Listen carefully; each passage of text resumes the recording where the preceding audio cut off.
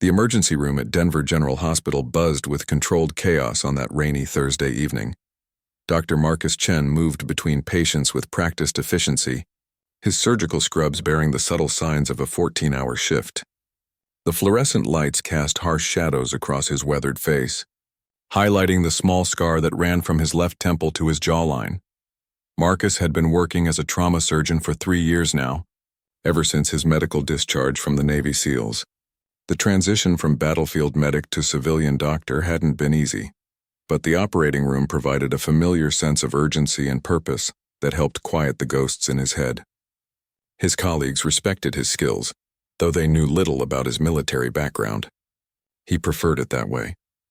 The automatic doors burst open as paramedics wheeled in their latest arrival. Marcus looked up from the chart he was reviewing, expecting another routine case. Instead, his breath caught in his throat. The patient was a young woman in military uniform, unconscious and bleeding from a head wound. But it wasn't her injuries that made. His hands trembled slightly as he reached for his stethoscope. It was the insignia on her uniform sleeve. The distinctive patch showed a stylized medical cross surrounded by a wreath, with small wings extending from either side. Below it, in crisp lettering, were the words that made Marcus's chest tighten. Special Operations Medical Support. It was a unit he knew well, one that brought back memories he had spent years trying to suppress. As the paramedics transferred the woman to the examination table, Marcus forced himself to focus on her vital signs. She appeared to be in her late 20s with short auburn hair matted with blood. Her breathing was shallow but steady, and her pulse was weak but regular. The head wound looked serious but not immediately life-threatening. What happened? Marcus asked the lead paramedic, though his eyes remained fixed on the insignia. Car accident about 20 minutes ago, the paramedic replied, peeling off his gloves. Drunk driver ran a red light and hit her vehicle head-on. She was conscious at the scene but lost consciousness en route. No ID on her, but her uniform suggests she's military. Marcus nodded, his training taking over even as his mind raced.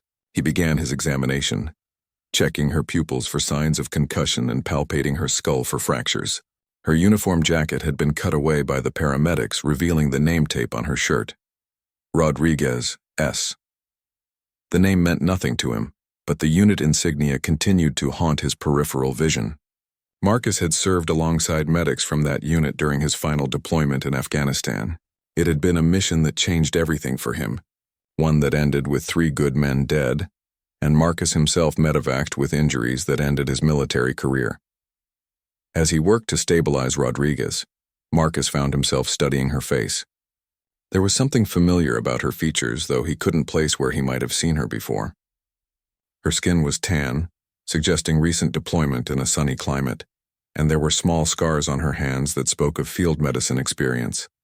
The woman stirred slightly as Marcus adjusted the IV line. Her eyelids fluttered, and for a moment, her dark brown eyes focused on his face. There was intelligence there and pain, but also something else. Recognition. "Doctor," she whispered, her voice barely audible above the ambient noise of the emergency room. "I know you." Marcus felt his blood run cold. He leaned closer, hoping he had misheard her words. But Rodriguez's eyes, though unfocused from the head injury, seemed to bore into his soul with an intensity that made him uncomfortable. "Rest easy," he told her, his voice professionally calm despite the turmoil in his chest. "You've been in an accident.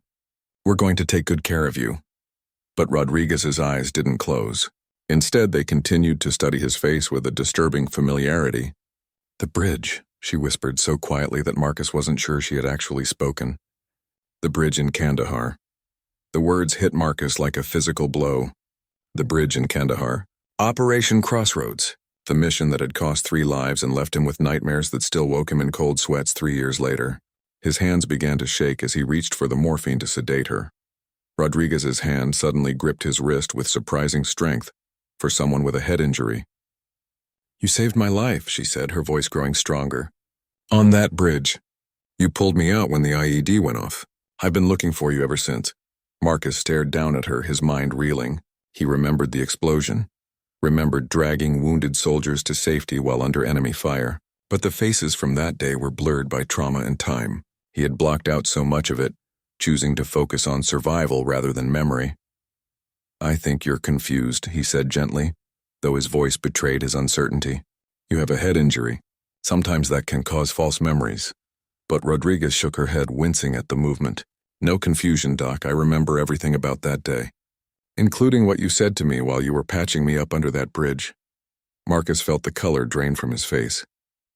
There had been something he said that day, something personal that he had never told anyone else, something that only 2 people in the world knew about. As Rodriguez finally closed her eyes and drifted back into unconsciousness, Marcus stood frozen beside her bed.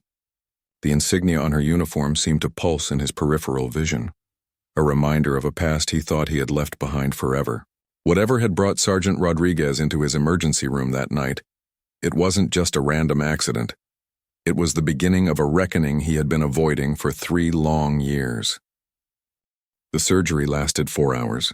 Marcus worked with mechanical precision, repairing the damage to Rodriguez's skull and relieving the pressure on her brain. Every stitch, every careful movement of his instruments was performed with the same meticulous attention to detail that had made him one of the most respected combat medics in the SEALs. But his mind was elsewhere, lost in memories he had buried deep. As he finally stepped back from the operating table, Marcus realized his surgical mask was damp with sweat. The operation had been successful, but Rodriguez would need time to recover.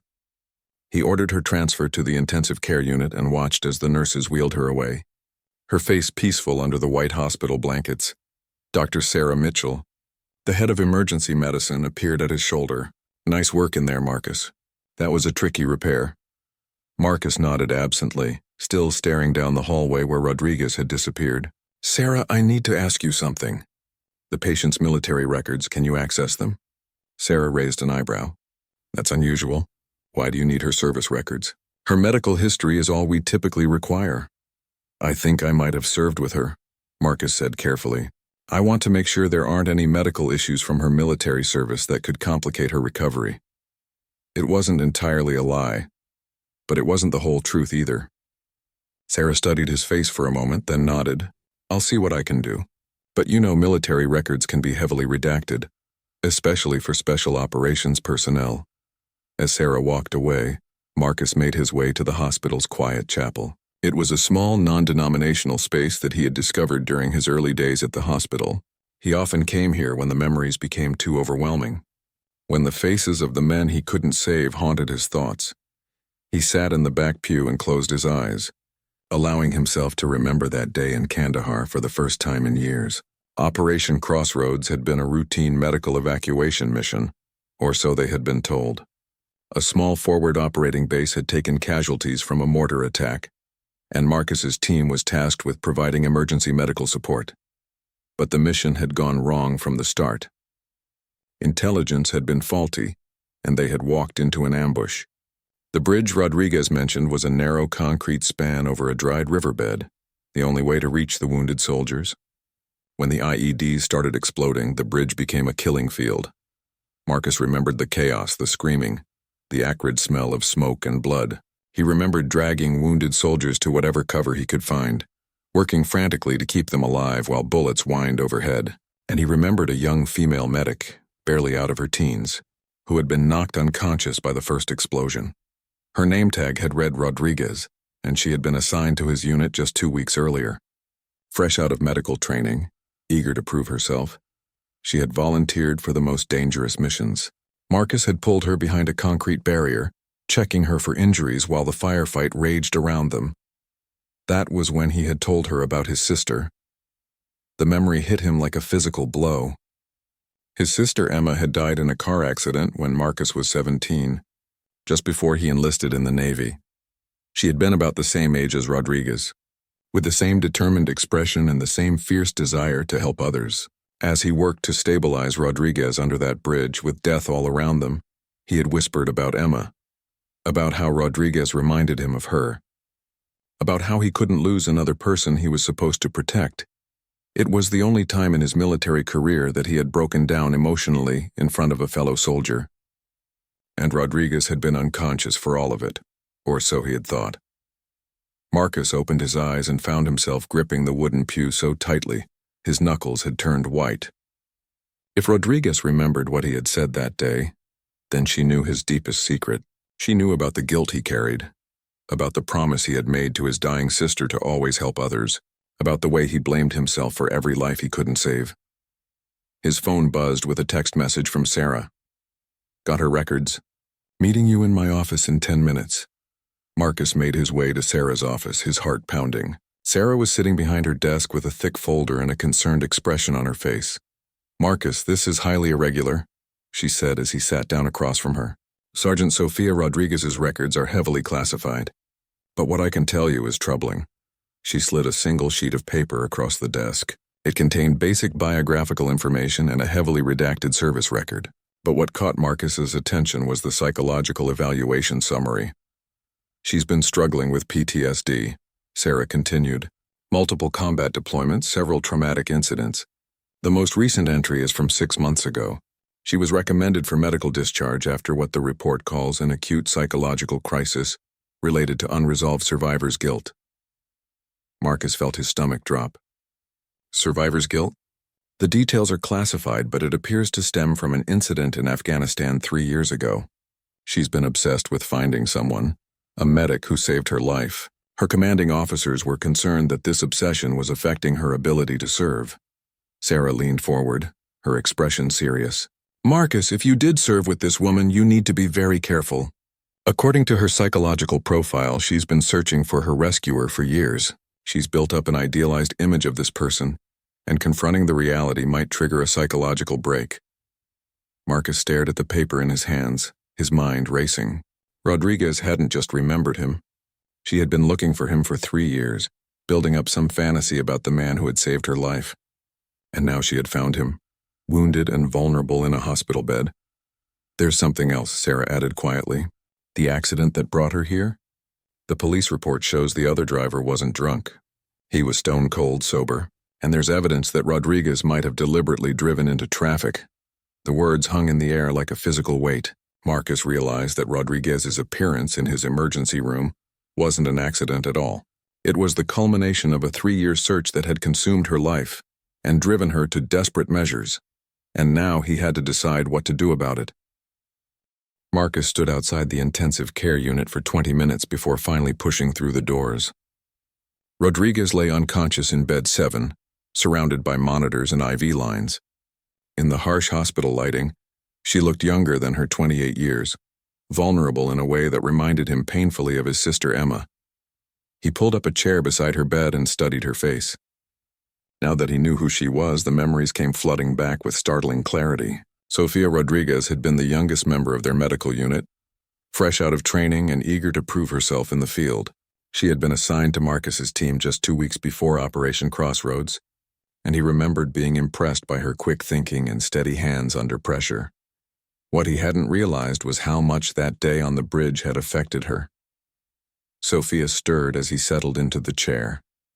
Her eyes opened slowly, unfocused at first from the medication, then gradually sharpening as they found his face. A smile spread across her features, the first genuine expression of happiness he had seen from her. Marcus, she whispered, you're real. I was starting to think I had imagined you. I'm real, he confirmed, though his voice was cautious. How are you feeling? Like I got hit by a truck, she said with a weak laugh. But better than I felt in 3 years, knowing I finally found you. Marcus leaned forward, choosing his words carefully. Sofia, I need you to tell me something honestly. The accident that brought you here, was it really an accident?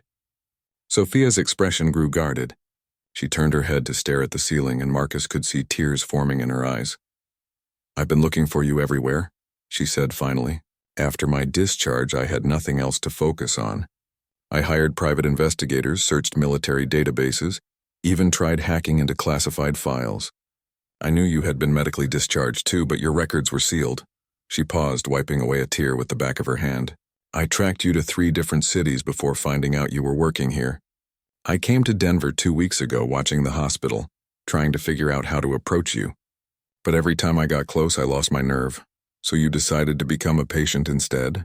Sofia's silence was answer enough. Marcus felt a mixture of anger and sympathy wash over him. This young woman had destroyed her military career and nearly killed herself just to find him. The weight of that responsibility was almost overwhelming. Sofia, you need to understand something, Marcus said gently. What happened on that bridge, what I did for you, it was my job. I was a medic. I would have done the same thing for anyone. Sophia turned to look at him, and the intensity in her eyes made him uncomfortable. No, it was more than that. You held me while I was unconscious. You talked to me about your sister, about how you couldn't lose another person you were supposed to protect. You made me feel like I mattered to someone.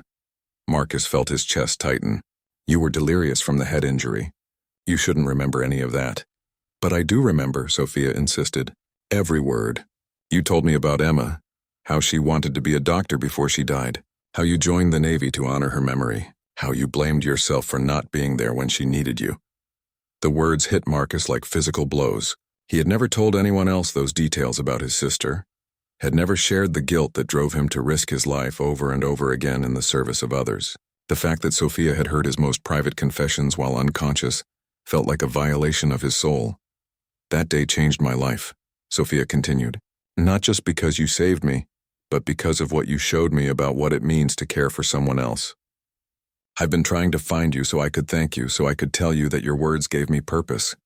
Marcus stood up abruptly, pacing to the window. The city lights blurred through his tears as he struggled to process what Sophia was telling him. She had built her entire identity around a moment when he had been at his most vulnerable, when his professional facade had cracked and revealed the broken man underneath. Sophia, you need to listen to me, he said without turning around. What you remember from that day, those weren't the words of a hero. They were the words of a man who was falling apart. I was barely holding myself together, and I had no business sharing my personal trauma with a wounded soldier. But that's exactly why it mattered, Sophia said firmly. You were human.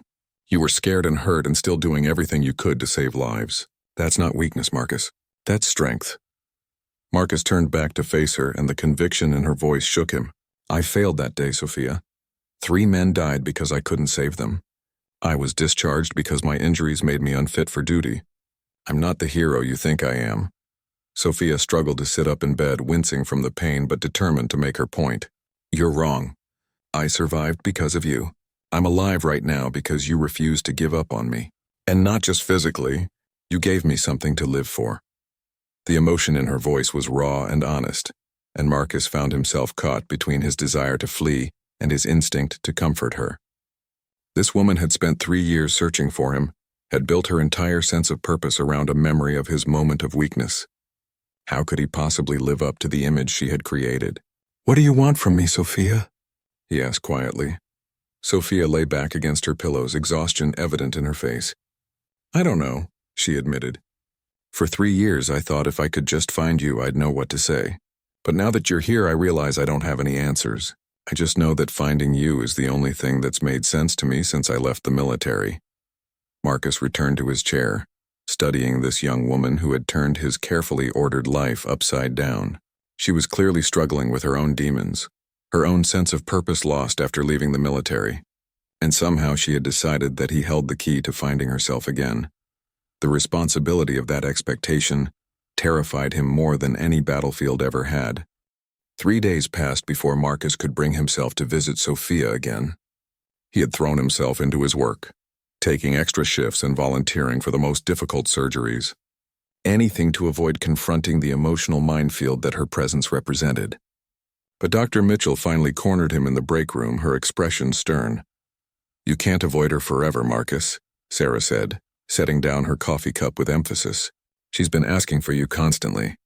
Her recovery is being affected by your absence. Marcus stared into his own cup, watching the steam rise. She's built up this fantasy about who I am. I'm afraid that talking to her will only make it worse.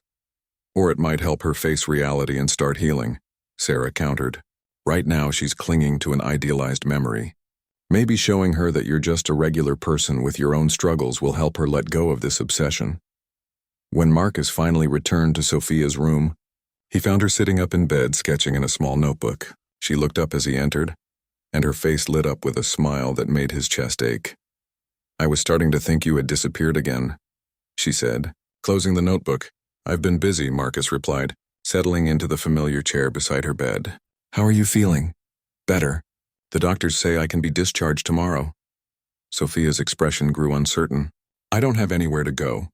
My apartment lease in Colorado Springs expired while I was looking for you. I used most of my savings on private investigators. Marcus felt a familiar weight of responsibility settling on his shoulders. What about family? Friends? Sophia shook her head. My parents died in a car accident when I was 16. That's why I joined the military right out of high school. It was the only family I had, and after my discharge I burned most of my bridges with fellow soldiers. They thought I was crazy for obsessing over finding you. The isolation in her voice reminded Marcus painfully of his own struggles after leaving the military. The civilian world felt foreign after years of structured military life, and the bonds formed in combat were difficult to replace. He understood why Sophia had fixated on their shared experience as a lifeline. Can I show you something? Sophia asked, opening her notebook. She turned it toward him, revealing a detailed pencil sketch of the bridge in Kandahar. The drawing was remarkably accurate, capturing not just the physical structure but the emotional weight of that day. In the corner of the bridge, she had drawn two figures, one protecting the other. I drew this from memory, she said quietly. I've drawn it hundreds of times over the past 3 years. It's the only way I could make sense of what happened to me. Marcus studied the drawing, noting the careful attention to detail. Sophia had captured elements he had forgotten, small architectural features and damage patterns that spoke to the accuracy of her memory. But what struck him most was the way she had drawn the two figures. The protector looked heroic, larger than life, while the protected figure appeared small and fragile. This is how you see me? He asked, pointing to the heroic figure. This is how you were that day, Sophia replied. Strong, capable, willing to risk everything for someone else. Marcus closed the notebook and handed it back to her. Sophia, I need to tell you something about that day. Something you might not want to hear. Sophia's expression grew wary, but she nodded for him to continue. I wasn't being heroic when I pulled you to safety, Marcus said carefully. I was terrified. I had already lost 3 men that day, and I was falling apart mentally. When I saw you lying there unconscious, I didn't see a fellow soldier. I saw my sister Emma. Sophia's eyes widened, but Marcus pressed on. Everything I did for you that day was driven by guilt and trauma, not heroism. I was trying to save my sister through you, trying to make up for the fact that I wasn't there when she died. You became a symbol of my own psychological breakdown, not my strength. The room fell silent except for the steady beeping of medical monitors. Sophia stared at him for a long moment, processing his words. Do you think that makes it less meaningful? She asked finally. The question caught Marcus off guard. What do you mean? You're telling me that you saved my life because I reminded you of someone you loved and lost. That your motivation came from a place of pain and love rather than duty. Sophia's voice was steady, thoughtful. How does that make it less heroic?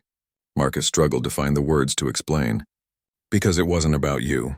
You were just a substitute for someone else. Sophia shook her head slowly. Marcus, do you think soldiers who fight bravely in combat do it because they're naturally fearless? Or do they do it because they're terrified but refuse to let their brothers down? Does fear make courage less real? The parallel she was drawing made Marcus uncomfortable. That's different, is it? Sophia shifted in her bed, leaning forward intently. You were in the middle of a firefight, watching people die around you, dealing with your own trauma, and you still chose to risk your life to save mine. The fact that your motivation was personal doesn't diminish what you did. Marcus felt his carefully constructed defenses beginning to crumble. For 3 years he had told himself that his actions that day were driven by psychological instability, rather than genuine heroism. It was easier to bear the guilt of survival if he could convince himself that he hadn't been worthy of the praise he received. You don't understand, he said desperately. I broke down after that mission. I couldn't function as a soldier anymore. I had to be medically discharged because I couldn't handle the pressure. And yet you became a surgeon, Sophia pointed out. You continued saving lives in a different way. You didn't give up on helping people just because the military environment became too difficult. Sophia reached for his hand, and Marcus didn't pull away. Her grip was warm and steady, grounding him in the present moment. Marcus, I'm not looking for a perfect hero, she said softly. I'm grateful to a flawed human being who did something extraordinary on the worst day of my life. The fact that you were struggling too just makes what you did more meaningful, not less. For the first time in 3 years, Marcus felt a crack in the wall of guilt and self-doubt he had built around himself. Sophia wasn't seeing him through rose-colored glasses after all. She was seeing him clearly, trauma and all, and still finding something worth gratitude. But that realization brought its own fear. If Sophia was right, if his actions that day had been genuinely meaningful despite his motivations, then he had to confront the possibility that he was worthy of the life he had built for himself. And that was almost more terrifying than the guilt he had been carrying. Marcus found himself returning to Sophia's room the next morning, despite his shift not starting for several hours. He brought coffee and Danish pastries from the cafeteria, uncertain why he felt compelled to see her before she was discharged. Sophia was already dressed in civilian clothes, sitting on the edge of her bed with her small duffel bag packed beside her. "I wasn't sure you'd come to say goodbye," she said, accepting the coffee gratefully. "I couldn't let you leave without knowing you had somewhere safe to go," Marcus replied, settling into his familiar chair. The admission surprised him. Somewhere in the past few days, his professional concern had become something more personal. Sophia sipped her coffee and studied his face. "You're worried about me?" "Yes," Marcus admitted. "Your psychological evaluation mentioned suicidal ideation. The way you arrived here suggests you're still struggling with those thoughts." Sophia was quiet for a long moment, staring out the window at the morning traffic. "After I was discharged, I felt completely lost. The military had been my whole identity since I was 18. Without it, I didn't know who I was supposed to be." She turned back to face him. "Finding you became my mission, my reason to keep going. But now that I've found you, now that we've talked, I realize I was looking for you to give me a new purpose. That's not fair to either of us." Marcus felt both relief and unexpected disappointment. "What will you do now?" "I don't know yet," Sophia said honestly. "But I think that's okay. Maybe not knowing is where I need to start." Dr. Mitchell appeared in the doorway with Sophia's discharge papers. "All set, Sergeant Rodriguez. You're free to go." As Sophia signed the papers, Marcus made a decision that surprised him. "Sophia, would you like to have dinner tonight?" "As friends," he added quickly. "There's a quiet place near the hospital. We could talk more about what happens next." Sophia's eyes lit up, but she studied his face carefully. "Are you sure? I don't want you to feel obligated to take care of me." "I'm sure," Marcus said, though he wasn't entirely certain why. 7 o'clock at Rossetti's on 5th Street. That evening, Marcus arrived at the restaurant early, choosing a corner table away from the crowd. He had changed out of his scrubs into jeans and a button-down shirt, feeling oddly nervous about this informal meeting. When Sophia walked in, he barely recognized her. Gone was the wounded soldier in a hospital gown. Sophia wore a simple blue dress and had styled her hair so that it fell in soft waves around her shoulders. She looked confident, almost radiant. And Marcus realized this was the first time he had seen her when she wasn't defined by trauma or medical treatment. "You look surprised," Sophia said as she sat down across from him. "You look happy," Marcus replied. "It's the first time I've seen you genuinely happy since you arrived at the hospital." Sophia smiled. "I feel lighter somehow. Like a weight I didn't know I was carrying has been lifted." Over dinner, they talked about everything except the military. Marcus learned that Sophia had studied art before enlisting, that she had once dreamed of being an illustrator for children's books. Sophia discovered that Marcus had wanted to be a teacher before his sister's death changed his trajectory toward medicine.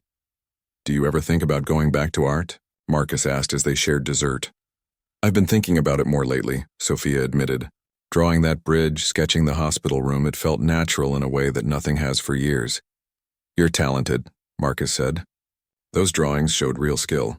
Sophia blushed slightly. "Thank you. What about you? Do you ever think about teaching?" Marcus considered the question. "Sometimes. I've been thinking about volunteering to teach trauma medicine to paramedics. It might be a way to honor Emma's memory without carrying the weight of being the one making life or death decisions." As they talked, Marcus found himself relaxing in a way he hadn't experienced in years. Sophia was intelligent and funny, with a perspective on life that had been shaped by experiences both tragic and profound. She wasn't the broken soldier he had expected, nor was she the hero-worshipping fan he had feared. She was simply a young woman trying to figure out her place in the world. "Can I ask you something?" Sophia said as they prepared to leave. "When you pulled me behind that barrier on the bridge, what were you thinking? Not about Emma, but about me specifically." Marcus thought carefully before answering. "I was thinking that you looked too young to die, that you had probably just started your life, and it would be a waste for it to end on some bridge in Afghanistan. I was thinking that someone back home loved you and was counting on you to come home safe." Sophia's eyes filled with tears, but she smiled. Someone did love me. My squad leader, Sergeant Kim Morrison. She was like an older sister to me. She's the one who convinced me to get help when my obsession with finding you started affecting my performance. Where is she now? Still serving. She writes to me sometimes, checks up on me. She'd be proud to know I finally found what I was looking for, even if it wasn't what I expected. As they walked out of the restaurant together, Sophia stopped suddenly and turned to face Marcus. I want you to know something. I'm not going to disappear from your life unless you want me to, but I'm also not going to cling to you as some kind of salvation. You've already saved me in the way that mattered most. How's that? You showed me that it's possible to be broken and still be worthy of respect.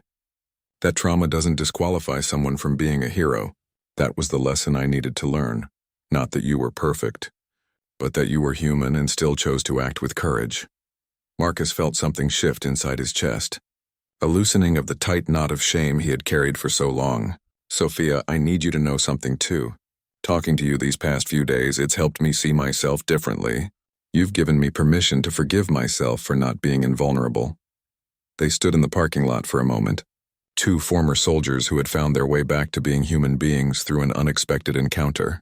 The future was uncertain for both of them, but for the first time in years, uncertainty felt like possibility rather than threat. So what happens now? Sophia asked. Marcus smiled, and it felt natural for the first time in memory. Now we figure out how to be friends. And maybe we help each other discover who we're supposed to be when we're not defined by our worst days.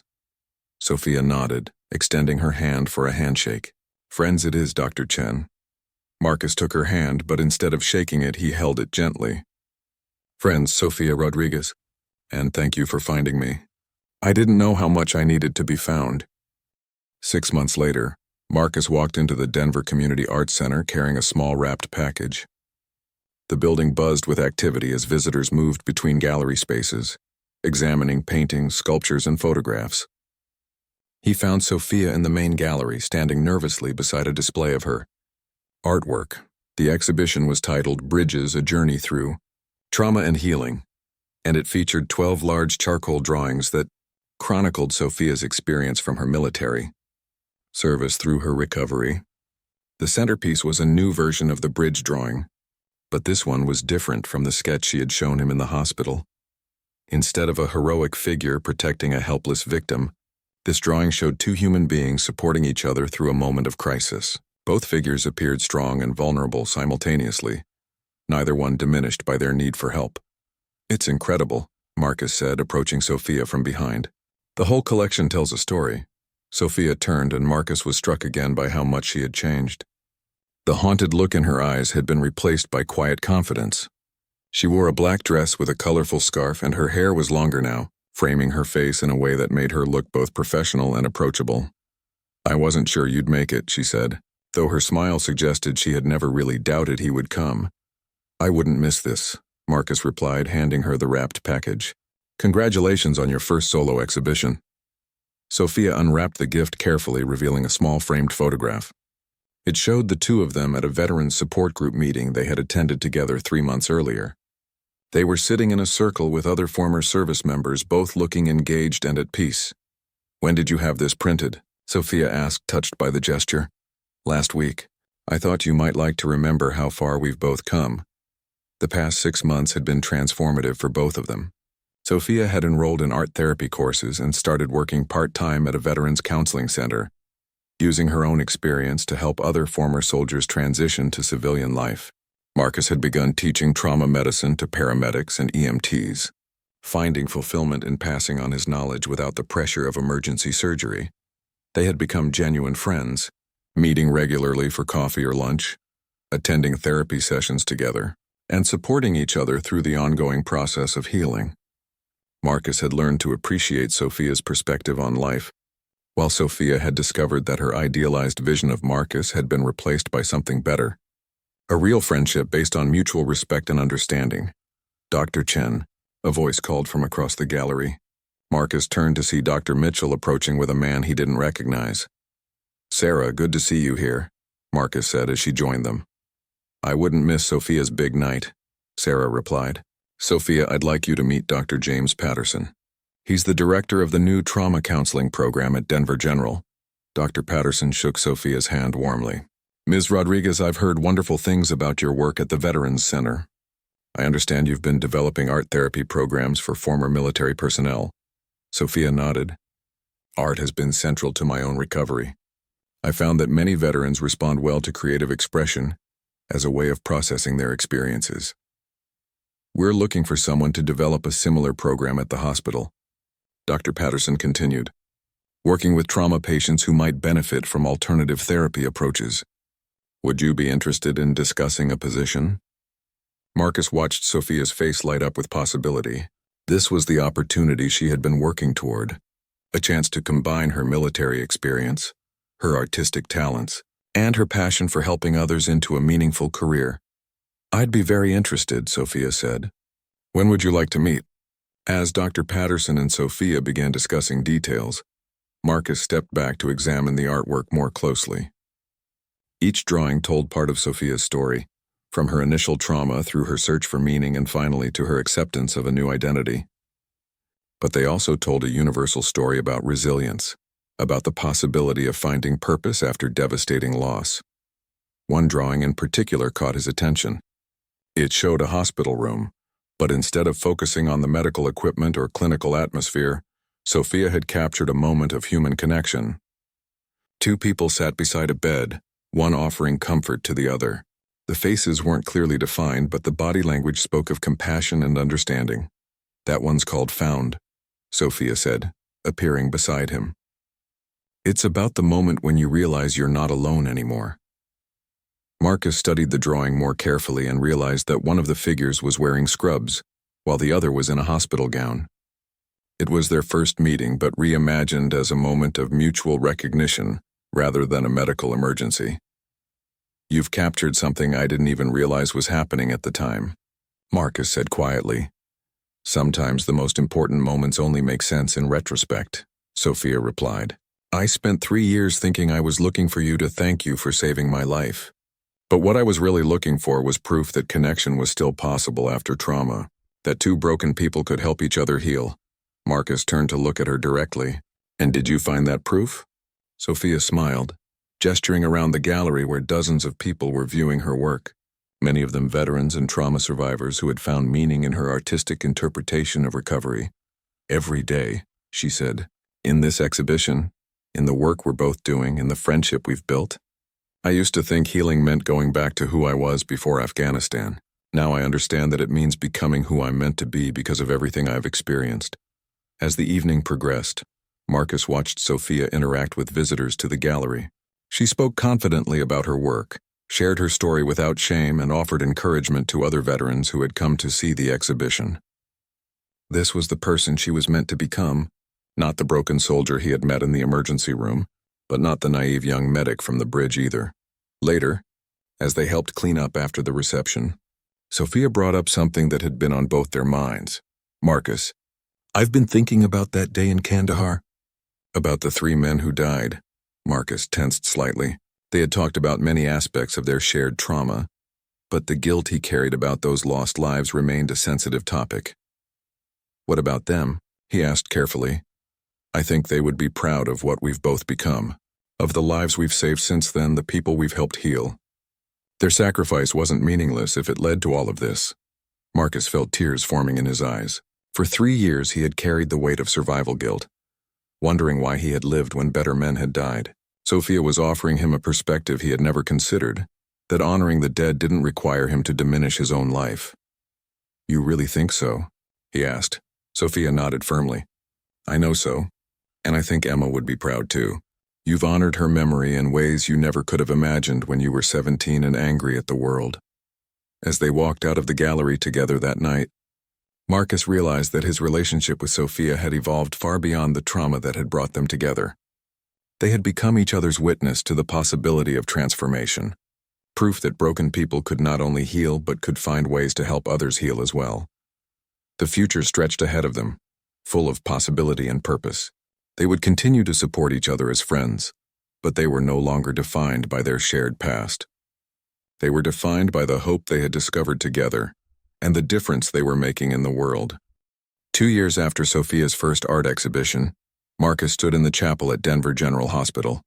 But this time he wasn't seeking solace from painful memories. He was waiting for Sophia to arrive for what had become their monthly tradition, a quiet moment of reflection before they visited the memorial wall that honored healthcare workers and first responders who had died in service. Sophia entered carrying a small bouquet of white roses, her movements confident and purposeful. She now served as the director of the Trauma Arts Therapy program at Denver General, a position she had built from the ground up with Dr. Patterson's support. The program had become a model for other hospitals across the country, and Sophia regularly traveled to share her methods with medical centers that wanted to implement similar approaches. "How did the conference call go this morning?" Marcus asked as they sat together in the familiar pew. "Seattle Children's Hospital wants to pilot the program for pediatric trauma patients," Sophia replied, a note of excitement in her voice. "It would be our first expansion into child psychology." Marcus smiled at her enthusiasm. Sophia had found her calling in ways that surpassed anything either of them had imagined possible during those first difficult days in the hospital. Her work had helped hundreds of patients process their trauma through art, and the program's success rate in reducing PTSD symptoms was remarkable. "That's incredible," Marcus said. "You've built something amazing." "We've built something amazing," Sophia corrected. "Your teaching program for trauma response has been just as important. Those paramedics you train save lives every day because of what you've taught them." Marcus had indeed found his own path forward. His program for training emergency medical personnel had expanded beyond Denver to include firefighters, police officers, and military medics. He had discovered that teaching others to save lives gave him the same sense of purpose that field medicine once had, but without the psychological toll of constant life or death decisions. They sat in comfortable silence for a moment before Sophia spoke again. "I have something to tell you. Sergeant Morrison is retiring from the military next month. She's moving to Denver." Kim Morrison had remained a constant presence in Sophia's life through letters and phone calls, offering guidance and support throughout her transition to civilian life. Sophia had often credited Kim with giving her the strength to seek help when her obsession with finding Marcus had threatened to destroy her mental health. "How do you feel about that?" Marcus asked. "Nervous," Sophia admitted. "Excited but nervous. Kim has been this distant source of wisdom for so long. Having her here in person feels like closing a circle somehow." Marcus understood. The relationship between soldiers who had served together created bonds that were difficult for civilians to comprehend. Kim's arrival would represent another step in Sophia's journey from her military identity to her civilian life. "She's going to be proud of what you've accomplished," Marcus said with certainty. "I hope so." Sophia paused, then reached into her purse and pulled out an envelope. "Actually, I have something else to tell you. Something bigger." Marcus felt a flutter of concern at her serious tone. "What is it?" Sophia handed him the envelope. Inside was a letter from the Department of Veterans Affairs, offering Sophia a position as the National Coordinator for Art Therapy programs in VA hospitals across the country. It was a prestigious appointment that would make her one of the leading voices in veteran mental health treatment. "Sophia, this is incredible," Marcus said, reading through the details. "They want you to develop programs for every VA hospital in the system." "It would mean traveling constantly," Sophia said quietly. "At least for the first 2 years while we establish the programs. I'd have to relocate to Washington, D.C. Marcus felt a complex mixture of emotions. He was genuinely thrilled for Sophia's opportunity, but the thought of losing her friendship felt like a physical pain.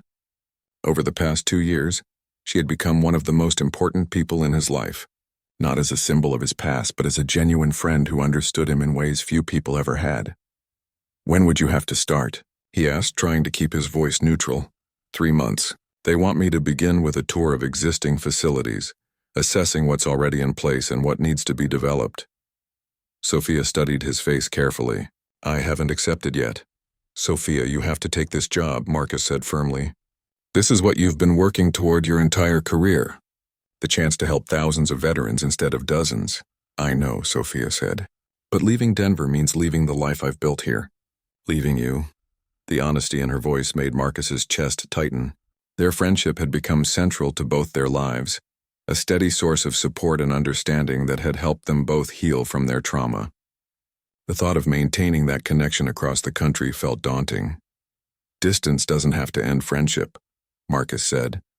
though he wasn't sure he believed it himself. Sophia smiled sadly. We both know it won't be the same. We won't have our weekly coffee meetings, our therapy sessions together, our spontaneous conversations when one of us is having a difficult day. They sat in silence, both contemplating what Sophia's departure would mean. Finally, Marcus spoke. Do you remember what you told me that first night at dinner? About not clinging to me as some kind of salvation? Sophia nodded. Well, now I need to follow the same advice. I can't ask you to limit your potential, because I'm afraid of losing your friendship. That wouldn't be fair to either of us. Sophia reached for his hand, a gesture that had become natural between them over the years. What if this isn't goodbye? What if it's just the next chapter? What do you mean? Sophia took a deep breath before speaking. I've been thinking about asking you to come with me. Not permanently, but for the first year. The VA program will need medical consultants, doctors who understand trauma treatment. You could help develop the clinical protocols while I handle the therapeutic aspects. The suggestion caught Marcus completely off guard.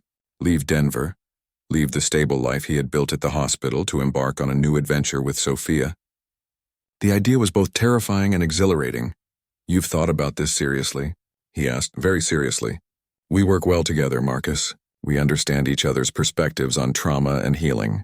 This could be our chance to help veterans on a scale we never imagined possible.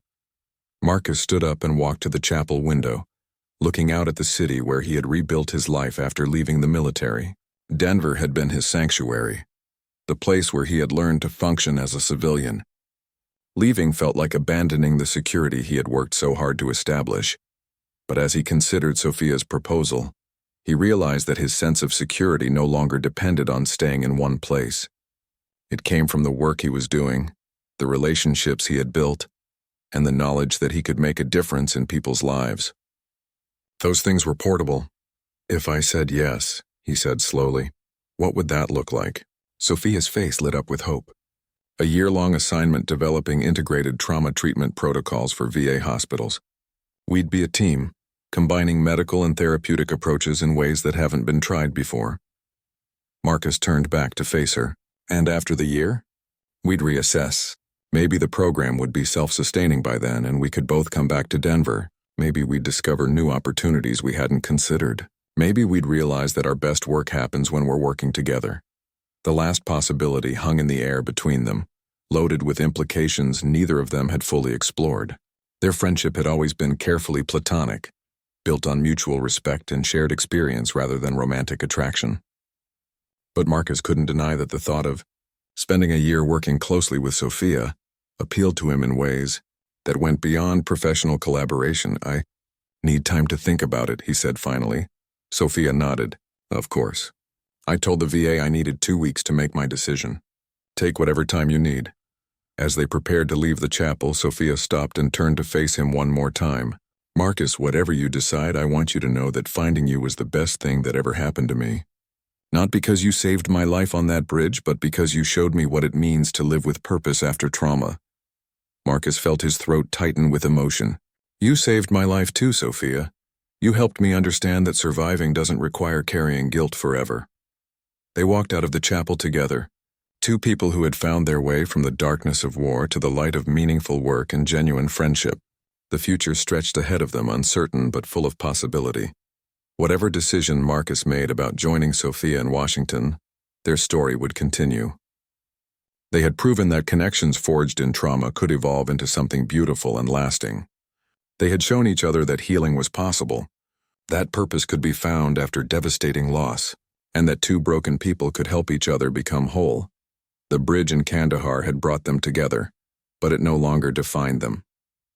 They were writing their own story now, one of hope, friendship, and the endless possibility of human resilience.